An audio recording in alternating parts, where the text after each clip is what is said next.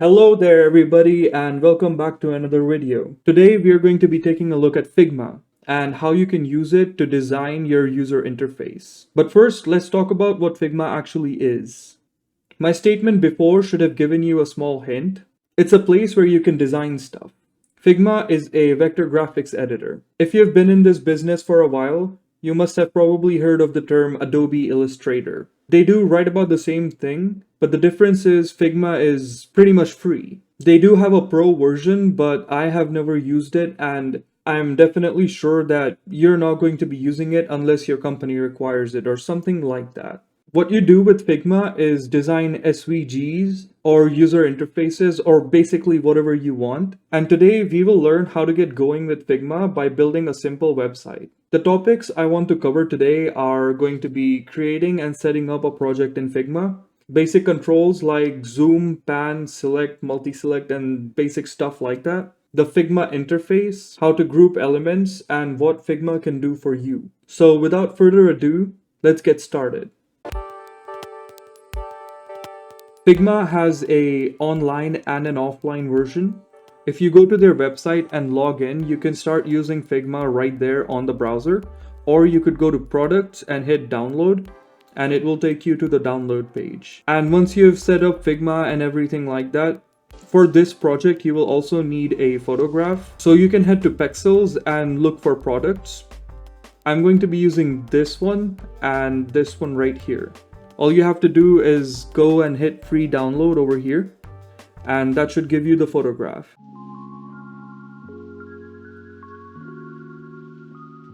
So I am going to be using the offline version of Figma because that's more convenient for me. But the interface is basically going to be the same. What you need to do is set up Figma by logging in and stuff like that, and then hit new, and then hit design file. This will set up a project file for you. So starting up, you want to create a frame. What do I mean by that exactly? So when you're making something in HTML, your browser has a viewport. It has a particular width and height that it follows. And based on what device you're using, they have specific width and heights. Figma has a tool that can help you do that. Click this grid looking thing, click frame, and then over on the right side, you can either choose a phone, a tablet, a desktop, or whatever you want. I'm gonna go with desktop, and that's gonna create a frame for me. If you want to zoom and stuff like that, I'd prefer if you have a real mouse. But if you don't have that, you can click Control and minus. And if you want to zoom in, you can hit Control plus. And if you do have a mouse, all you have to do is hit Control and then scroll in and out. To pan, all you have to do is hit the scroll and then just move around. Okay, so let's get started. The first thing we want in our project is going to be the header, of course. So what you need to do is create a rectangle. The way you do that is by going over here and clicking this. Now you can just draw a rectangle in here. And Figma has these interesting inbuilt tools that allow you to align things.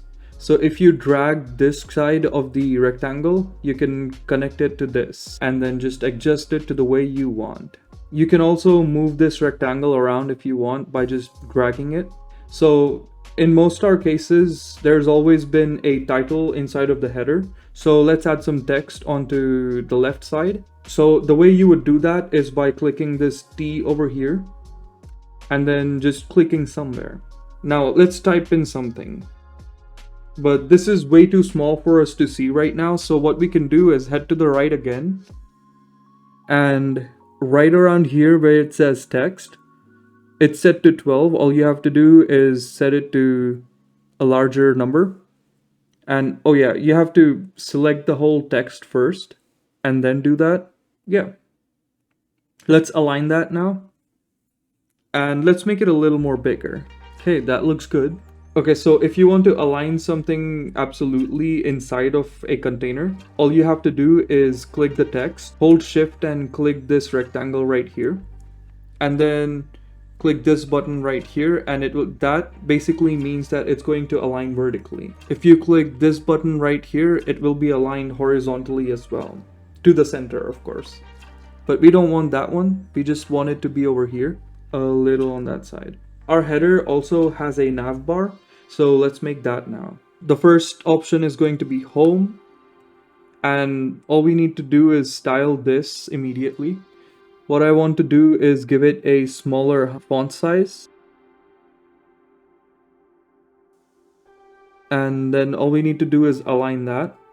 And then if you hold Alt and then click home, you can basically perform the cut, copy, paste or copy paste and move it around directly. And you'll have 3 of these. All you need to do now is edit the text inside to about and more. What we can do now is arrange them perfectly. Let me zoom in a bit. Okay, so all you need to do is look for a proper place to keep it. And as you can see, Figma actually shows you when they're right about the same distance apart. And now if you click all of these and then click the rectangle and then align it vertically, it should all be at the center. And there you have it. You have made a header. Now let's turn this header into its own group. What you need to do for that is select everything by holding down the left button of the mouse and then just dragging it to reach everywhere. And then press Ctrl G.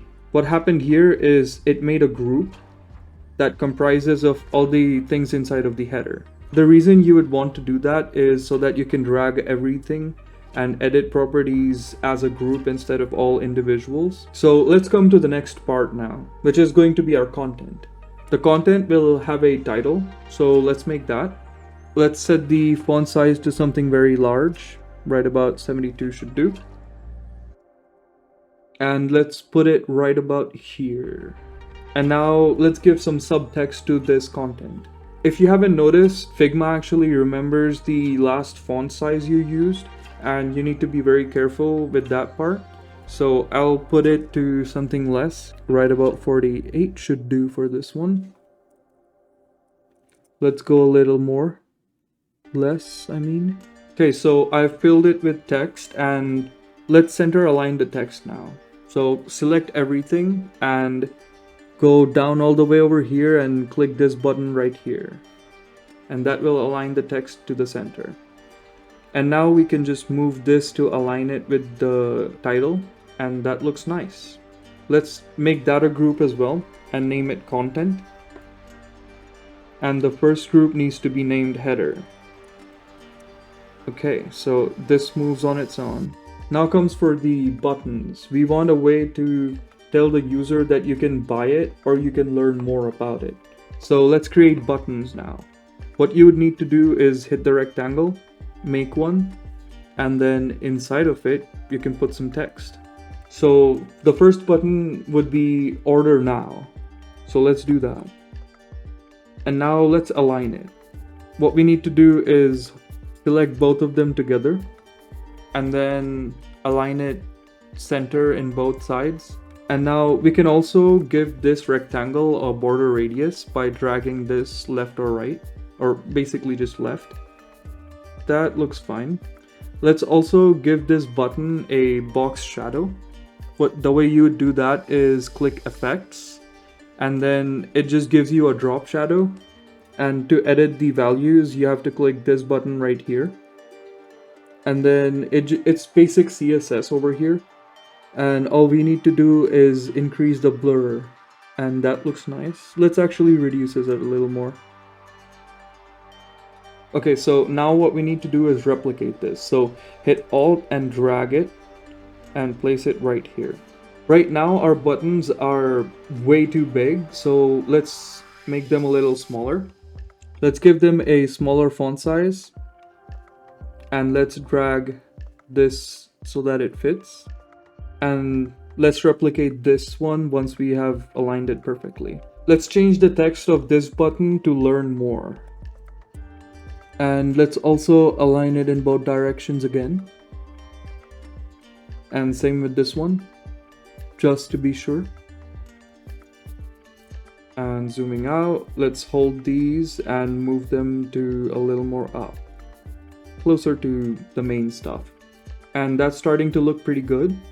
Coming to where we'll use the image now.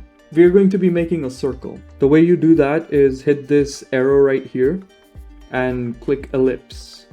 Now, if you start making a circle or start making it like the way you make a rectangle, it doesn't form a perfect circle. So the way you would want to do that is hold shift, and now no matter what you do, it's going to be a perfect circle. And we want something that's about this big. Let's align it properly, and that looks good. Let's also make a footer. The footer will be a rectangle and it'll be about this big. Let's align that. And we want the circle to be above the footer. So the way you do that is you go to this and hit ellipse, and now just drag it up or down. To see if it actually worked, you can change the color of the circle. And you basically want to make the layer of the rectangle go below the layer of the circle. And now for a final part, what we can do is place image and look for the image. If you hit it on the circle will become the image. Now for the coloring, all we need to do is select the most prominent colors from our image and put it all over. So let's start with the header. So the most prominent image right now is pinkish, and I'll select it directly from the image. The way you would do that is click the eyedropper and then look for a nice pink. Something like that should do. Maybe a little more dark or redder. Yeah, that looks nice.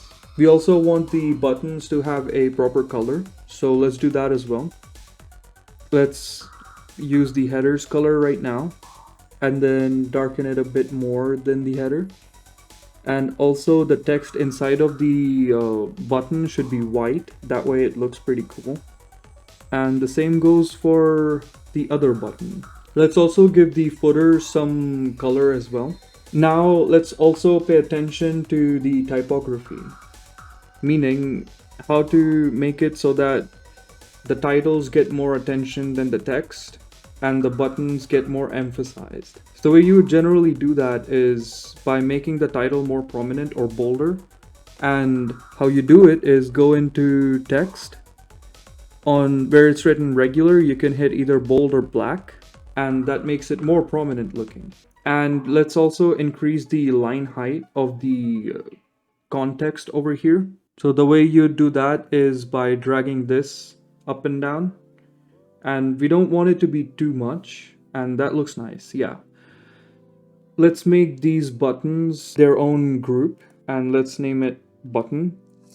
And now we can just drag it and place it so that it looks nice. Basically what we want to do is make some space between all the text. There needs to be a lot more white space in everything. Let's also change the text color, the context color, to a little more light.